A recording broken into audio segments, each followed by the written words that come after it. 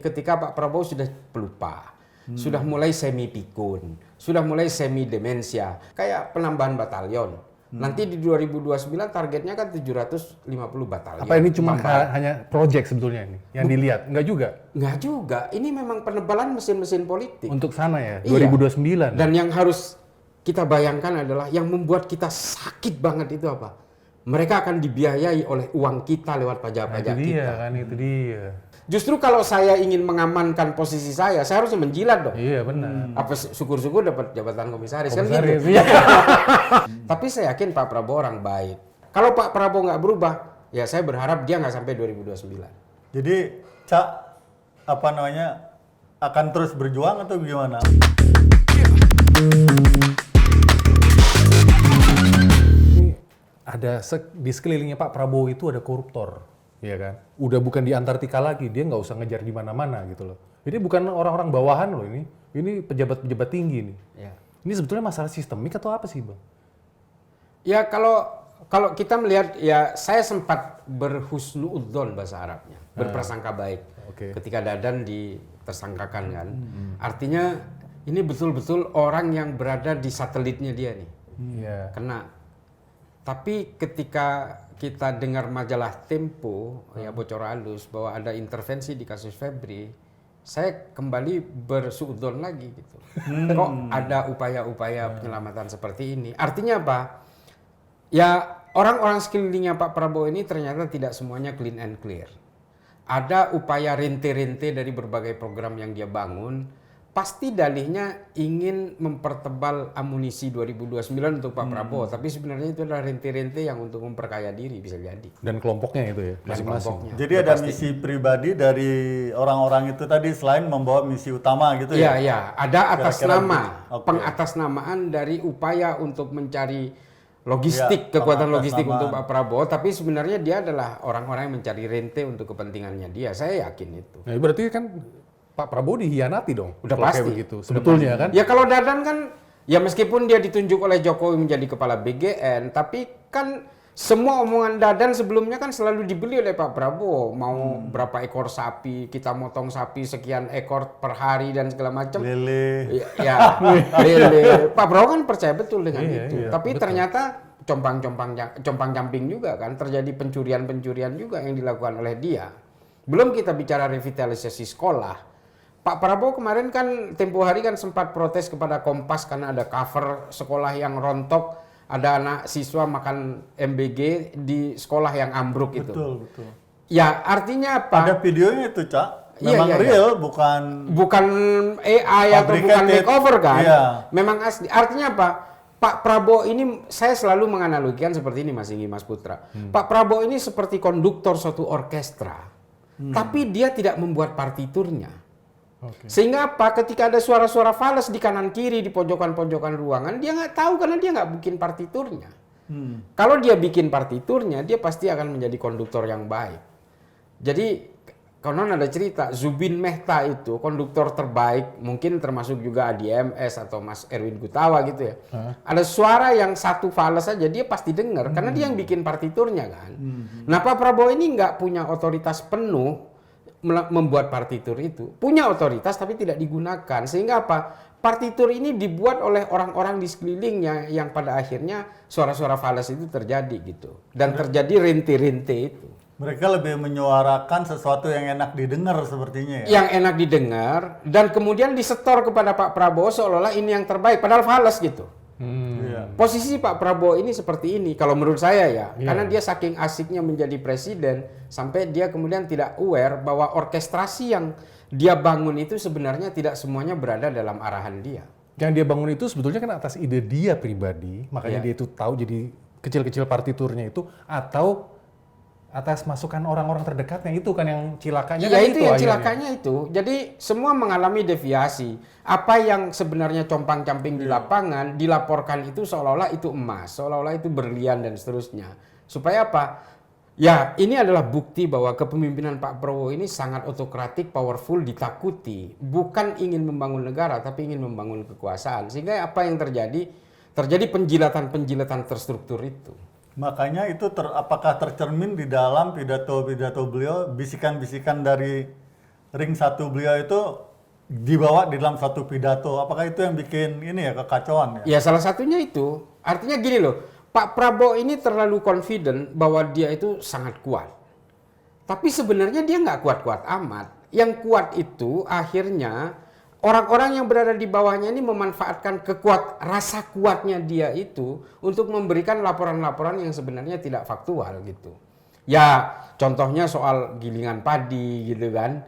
Soal Febri segala macam. Udah jelas-jelas di depan mata disita 74 kilo emas dan setengah triliun uang cash.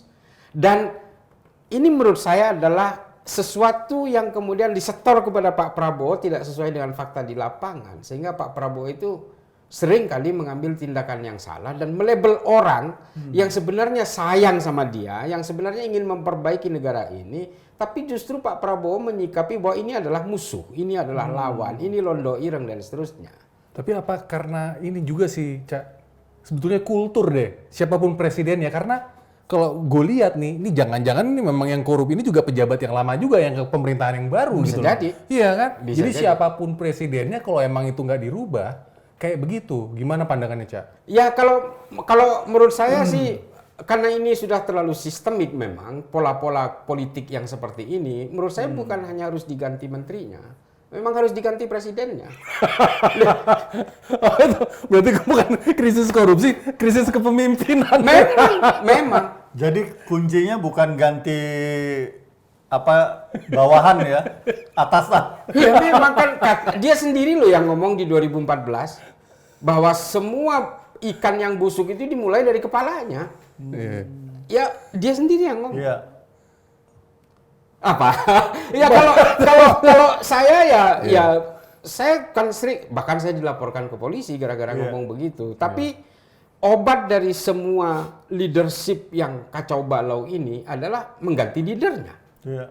Itu kan teori-teori Maslow. Masa kita sekolah bertahun-tahun mempelajari soal capacity building, manajemen tata kelola dan seterusnya. Teori-teori Maslow, teori-teori Frederick, teori-teorinya Ricardo Hausmann dan seterusnya. Tapi kemudian tidak bisa dilaksanakan. Jadi gini, ada satu namanya Ricardo Hausmann yang ditulis oleh Pak Prabowo di dalam bukunya Paradoks Indonesia itu. Dia sitir cara dia untuk bisa melakukan tata kelola dalam satu pemerintahan, tapi nggak dia laksanakan hari ini. Apa buku itu benar-benar ditulis Pak Prabowo ya? Ya setidaknya dia pasti melakukan. Nggak, saya nanya ini. Ya paling tidak dia baca lah kalau ditulis orang lain gitu kan. Nggak mungkin dia merem gitu aja terus ditulis orang. Ya udah gue percaya lu deh, tulis deh. Kan nggak mungkin. Tapi menurut saya memang pada akhirnya Pak Prabowo sendiri tidak sesuai dengan apa yang dia lihat ketika dia belum berkuasa. Ketika dia berkuasa, dia justru ingin mengawetkan kekuasaannya. Dia sampai bilang gini loh di pidato itu kan, saya nggak habis pikir ternyata Indonesia sebegitu parah kan. Iya, dia itu dari hati kecil yang paling dalam. Bukan bisikan, itu dari apa yang dia lihat. Ternyata kayak gini. Kita juga pengen secara militer, artinya perlu orang-orang yang bertangan besi untuk meluruskan jalan yang berbelok-belok ini menuju Indonesia lebih maju ya. Tapi kok sepertinya 2 tahun belakangan ini fiskal kita boleh dibilang mundur 10 tahun dan sebagainya. Apa sih yang perlu diperbaiki nih dengan Pak Prabowo agar kita kembali on track nih? 2045 katanya Indonesia emas ya. Jangan sampai jadi Indonesia cemas ya. Nah, apa Jangan nih, sampai Cak? menjadi Indonesia emas 74 kilo. Itu katanya ada lagi di meme-nya tuh. Oh, mumpung sebelum 2045, 2020 ketemu. Wah, ini kita ada di track yang bener katanya. Apa nih perbaikan menurut Cak nih? Ya saya sebenarnya tidak sebrutal dan sefrontal itu kepada Pak Prabowo. Kita percaya Pak Prabowo ini orang baik sebenarnya. Meskipun dia kaya dari sejak bayi gitu ya. Beda dengan kita yang kecil itu mungkin agak terseok-seok gitu. Tapi Pak Prabowo ini kan ditakdirkan lahir di keluarga yang sudah berkecukupan. Tapi saya yakin Pak Prabowo orang baik. Cuma sayangnya memang kita kebagian remah-remahnya Pak Prabowo ini ketika Pak Prabowo sudah pelupa. Sudah mulai semi pikun, sudah mulai semi demensia. Pada akhirnya apa? Pemanfaatan orang-orang di bawahnya itu terjadi gitu. Saya kira belum terlambat sih. Saya pribadi ya, saya akan tetap mendukung Pak Prabowo kalau Pak Prabowo itu mau berubah. Tidak seperti ini cara memimpinnya. Jadi Tapi harus seperti apa? ya dia lebih mendengarkan dari suara berbagai pihak. Resonansi-resonansi yang dikeluarkan oleh orang, suara-suara fals di ruang orkestrasi itu didengar oleh dia dan berusaha memitigasi dengan bukan hanya buku aja yang ditulis Kodari itu problem solver itu. Sebenarnya itu problem maker itu. Jadi menurut saya kira masih bisa berubah sepanjang Pak Prabowo itu tidak terlalu confident dengan powerfulnya dia. Ini kan Pak Prabowo ini memanfaatkan ruang-ruang otokratik yang diciptakan. Kemudian yang kedua, dia memanfaatkan kultur-kultur feodal yang ada di dalam yang sudah ada di negara kita ini, di bangsa kita ini, dan dia memanfaatkan betul itu. Dan soal isu remilitarisasi itu juga bukan berarti Pak Prabowo nggak tahu, dia tahu. Sebetulnya tahu dia. Karena DNA-nya dia militer. Dia DNA-nya militer. Saya ulangi sekali lagi. Dia tahu persis bagaimana gerakan Menhan berusaha melakukan military deployment di berbagai bidang. Itu Pak Prabowo tahu. Dan dia menikmati itu. Kenapa? Hanya diem aja dia. Iya. Kekuasaan yang otokratik dan powerful itu hanya bisa dibangun lewat jalur militer. Nggak ada lagi. Coba kita lihat sejarah-sejarah di dunia. Mulai dari sejarah khilafah keislaman. Ketika kekuatan militernya merebak di mana-mana dan dia menguasai, mendominasi ruang sipil, maka dia akan leluasa menjalankan kepemerintahan yang otokratik dan powerful. Karena Pak Prabowo sendiri DNA-nya militer seperti Cak Islah bilang, apakah beliau itu ya artinya kiblatnya ke militer lah. Apakah di sini ada berarti juga ketidakpercayaan kepada sipil? Sehingga semua posisi hampir dibilang yang militer semua yang pegangnya. Ya doktrinalnya tentara kan memang dia anti sipil. Anti sipil. Ya memang kita tidak boleh menegasikan itu. Dia memang doktrinalnya tentara dimanapun itu memang tidak menghendaki sipil berada di pucuk kekuasaan. Dan kalau Pak Prabowo ini ingin kuat kepemimpinannya, ya dia memang harus membangun lewat jalur militer. Karena kalau dia berbagi dengan sipil, maka tercipta proses demokrasi yang sehat. Karena gini, demokrasi ini kan diciptakan karena sistem politik masa lalu itu terlalu bergelimang dengan pertempuran, bergelimang dengan ceceran darah yang berlapis-lapis, sehingga dibuatlah demokrasi yang berbasis supremasi sipil. Jangan salah, supremasi sipil itu prinsip awalnya adalah civil supremacy over military. Kenapa ada over military di situ? Karena manusia udah lelah dengan pertempuran, peperangan, dan dominasi militer di mana-mana, mulai dari Perang Dunia Pertama, Perang Dunia Kedua. Itu kenapa kemudian demokrasi modern itu menambahkan kata over military itu. Kenapa? Karena doktrinalnya militer itu memang tidak menghendaki orang-orang sipil berkuasa. Dan mungkin lebih gampang dikontrol karena komando itu ya. Pasti, itu yang diinginkan. Itu. Makanya tentara itu karena sangat komando, maka mudah dikendalikan untuk menopang satu kekuasaan yang powerful tadi. Hitler melakukan itu, Mussolini juga melakukan itu. Berbagai pemimpin-pemimpin yang diktator, otoritarian, Kim Il-sung, Kim Jong-un, semua melakukan hal yang sama. Tapi menurut Anda berarti Pak Prabowo itu otoritarian? Karena kan Iya. itu... Makanya saya dari tadi menggunakan istilah otokratik itu karena dia otoriter. Nah, upaya-upaya mendevelop kekuasaan yang super otoritarian tadi memang harus menggunakan militer. Kalau dia menggunakan sipil, nggak mungkin tercipta kepemimpinan yang otokratik. Nggak mungkin. Kalau di 2029 Pak Prabowo maju, kira-kira siapa sih penantang terkuatnya beliau nih? Ya siapa yang berani berhadapan dengan mesin politik militer, ya dialah yang... Tapi sepertinya nggak ada yang muncul tuh. Belum ada ya? Apakah ini menjadi ketakutan yang berlebihan atau gimana ya? Bukan berlebihan, Atau kekhawatiran. perhitungan matematis juga. Oh. Sekarang gini, kenapa di negara ini check and balancesnya tidak jalan? Kenapa? Karena lembaga-lembaga yang seharusnya melakukan proses check and balances itu tidak bisa masuk ke ruang-ruang yang dikuasai oleh militer. DPR kemana tuh? Nggak bisa, dia sipil. Nah sekarang gini, kenapa Kopdes ini tidak ada yang berani ngutak-ngatik? Karena yang bermain militer. Tapi kan ada mitra, Komisi 1 kan mitranya militer juga tuh. Iya, tapi kalau ada penyimpangan yang dilakukan militer, ada yang berani orang sipil untuk melakukan ke sana. KPK aja nggak berani ngandangin orang militer aktif. Setelah purnawirawan baru dikandangin kan. Kan selalu begitu prosesnya. Setelah dia menjadi orang sipil, baru orang sipil berani kepada orang sipil. Selama dia masih menjadi militer aktif, dia akan dipenuhi dengan ketakutan karena doktrinal tentara itu sakit satu sakit semua. Ada jiwa korsa juga di situ. Itu berat bos kalau dibawa ke dalam ruang politik. Kalau dibawa ke ruang pertahanan negara itu keren banget. Iya, ya harusnya kan? begitu, iya. Jadi kalau ada satu wilayah yang dicaplok oleh negara asing, maka satu negara harus datang mempertahankan. Itu kan begitu doktrin pertahanannya. Modusnya apa sih, Cak? Kok tiba-tiba si hijau itu dibawa ke ruang politik? Ya salah satu kiblatnya ya. Ya salah satunya Iya. ya kayak gini, kayak penambahan batalion. Nanti di 2029 targetnya kan 750 batalion. Apa ini cuma hanya project sebetulnya ini yang dilihat? Enggak juga. Enggak juga. Ini memang penebalan mesin-mesin politik. Untuk sana ya, Iya. 2029. Dan yang harus kita bayangkan adalah yang membuat kita sakit banget itu apa? Mereka akan dibiayai oleh uang kita lewat Nah, pajak-pajak itu dia kita. kan, itu dia. Jadi, aduh, saya seringkali berbicara seperti ini. Pada akhirnya apa? Kita itu membiayai orang-orang yang akan menendang rumah-rumah pintu kita. Kan ada joke tuh, ada anekdot. Ini sebenarnya anekdot yang datang dari Perang Dunia kedua ya, yang ditulis oleh salah satu penulis Amerika.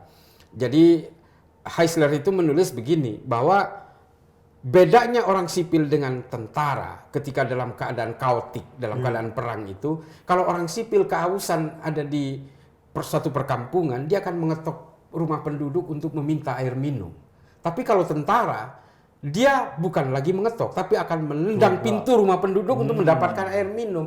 Ini memang anekdot saja. Iya. Tapi itu menggambarkan betapa doktrinal tentara itu kalau dipakai di ruang sipil dan dipakai dalam ruang-ruang politik sipil, maka yang terjadi adalah upaya intimidasi seperti yang saya alami.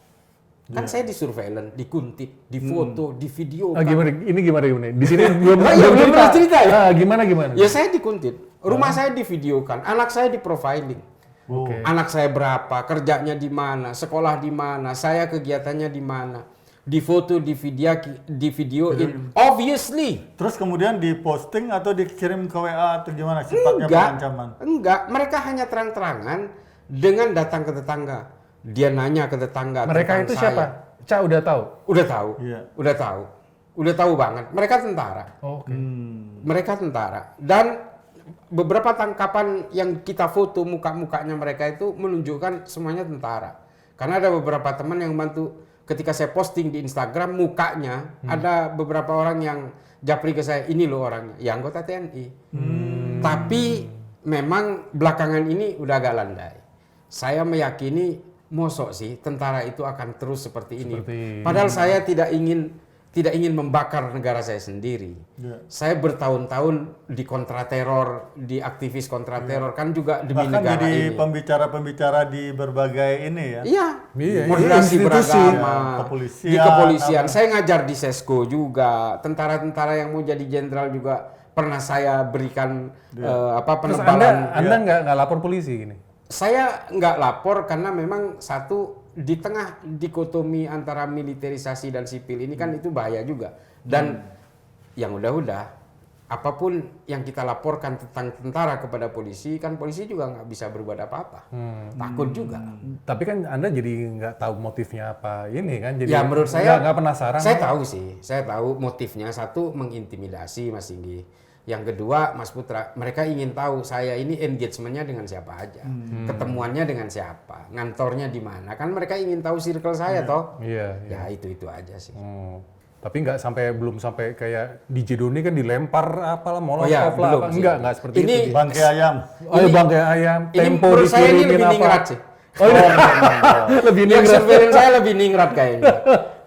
Belum ada mengarah ke sana ya, jadi apakah akan ini mundur Bang kalau Cak, kalau apa namanya terus-terusan terjadi intimidasi seperti ini? Ya pasti ini adalah ancaman kepada, kalau seperti saya, Prof. Saiful Mujani, Ferry Amsari dan teman-teman yang dilaporkan ke polisi, ini kan sebenarnya adalah pejuang HAM semua kan. Kita itu tidak ingin terjadi intimidasi terhadap orang-orang sipil dan seterusnya. Ya pada akhirnya berefek kepada kemunduran demokrasi, dan rating demokrasi kita kan memang dianggap turun setelah keputusan MK 90 itu kan dianggap ada upaya-upaya untuk menyetir konstitusi negara itu kepada kepentingan-kepentingan yang lebih lokal dan bahkan kepentingan pribadi, itu dianggap kemunduran demokrasi. Gitu. Jadi sebagai pencinta tanah air nih merasa terluka juga ya ketika memperjuangkan idealisme ya. Jadi Cak akan terus berjuang atau gimana? Saya akan terus berjuang, meskipun saya dituding, karena dulu saya kan tim sesnya Ganjar Mahfud kan. Iya. Ini orang kecewa karena kalah presiden. Enggak. Selalu narasinya begitu. Selalu narasinya begitu. Dan itu Iya. dituding di mana-mana. Ini orang kecewa, ayo dong move on. Kalau memang kita betul-betul ingin move on, ya kepemimpinan negara ini jangan kayak gini. Kalaupun misalnya yang jadi presiden itu Ganjar hari ini, saya akan tetap seperti ini. Kalau kelakuannya sama seperti Prabowo, saya akan tetap kritis. Dan Keras saya kira juga. kita semua Iya, kan. iya. Jadi tidak terafiliasi oleh tokoh manapun, murni karena kata hati untuk menjadikan negara ini lebih baik begitu ya. Kalau Kurang saya lebih. sih begini, saya lebih ingin menyuarakan orang-orang yang takut bersuara. Saya ingin menyuarakan, kalau saya menyuarakan tentang kebutuhan pokok, itu karena ingin menyuarakan orang-orang yang lapar saja. Kalau kita kan jujur lah, kita mungkin cukup lah kalau untuk makan ya. Yeah. Artinya memang inilah waktunya kita untuk membela orang-orang yang tidak berkecukupan itu. Ada yang bilang, Cak Islah nih terafiliasi dengan partai si A, partai si B. PDIP? Iya. PDIP saya dituduh. Dari mana saya? Jadi netral ya, Nah, itu. murni kecintaan kepada tanah air Ini ya.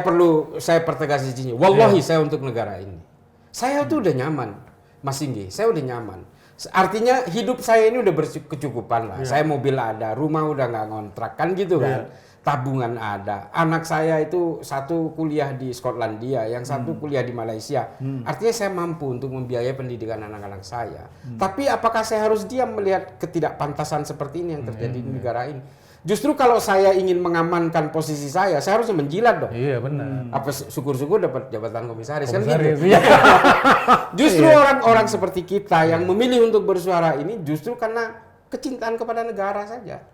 Prihatin ini bro, pengelolaan dana publik kok begini Itu gitu. uang kita. Itu, Saya iya. gila. Kita nangis nggak? Iya, iya. 1 miliar per hari yang dikorupsi oleh Dadan coba. Dan itu uang kita di depan mata loh. Iya, iya. Ya semoga apa yang kita harapkan bersama terjadi ya entah kapan ya. Ya harapannya mana nih? Harapan di hati lo tuh apa? Dua ya, Iya. ada dua harapan saya. Iya. Satu, mudah-mudahan Pak Prabowo berubah. Oke. Dia memikirkan rakyat dan betul-betul berjuang untuk rakyat tanpa harus percaya secara gelondongan terhadap informasi dari anak buahnya yang menjadi penjilat. Penjilat-penjilat itu. Para pencari-pencari rente itu. Saya harapkan ada perubahan di Pak Prabowo. Yang kedua harapan saya, kalau Pak Prabowo nggak berubah, ya saya berharap dia nggak sampai 2029. Cak, thank you. Makasih Cak. Ciao. Ciao.